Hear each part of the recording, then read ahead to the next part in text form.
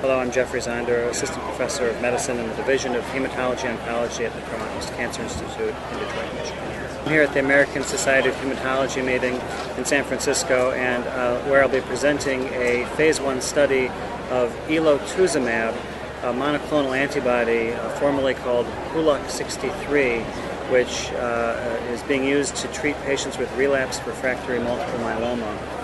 In this study, we've treated patients with relapsed refractory myeloma at increasing doses to both determine the tolerability of this medication and also, of course, to evaluate the efficacy.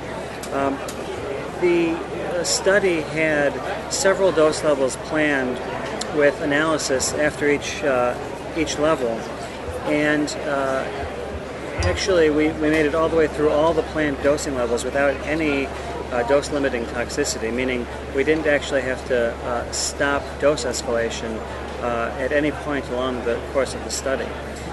Right now, we've actually expanded the top planned dosing cohort to include additional patients so that we can really get a better handle on the effectiveness of the drug. What we found on this study was that Elotuzumab is very well tolerated by patients. There was very little in the way of toxicity, and the toxicity that we saw is not really unexpected because it's infusion reactions similar to the kind of side effects we've seen with other antibody therapies. About half the patients on the study developed low-grade fevers or chills or other infusion reactions, almost always with just the first dose, and then after that with very simple premedications like Benadryl or steroids. We could almost completely eliminate any further infusion reactions. So at the end of the day, we didn't have to stop the dose escalation until we got to the top dosing level.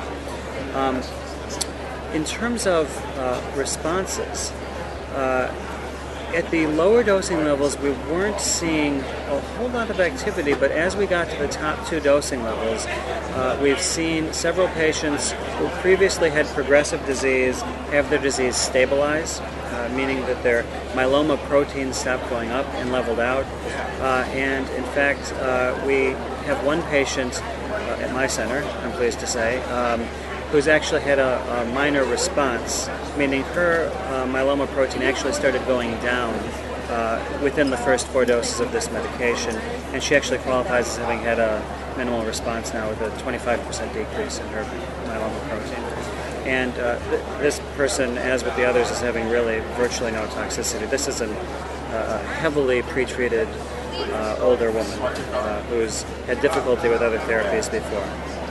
Based on what we've seen so far, we're enthusiastic about accruing the remainder of this top dosing level to get a better feel for whether we'll see additional responses.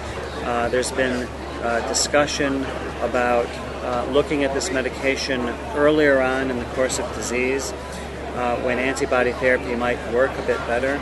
And already there are 2 ongoing studies of this antibody in combination with other established myeloma therapies. So I think that in the coming year or 2, we're going to be finding out a lot more about the clinical potential of this drug.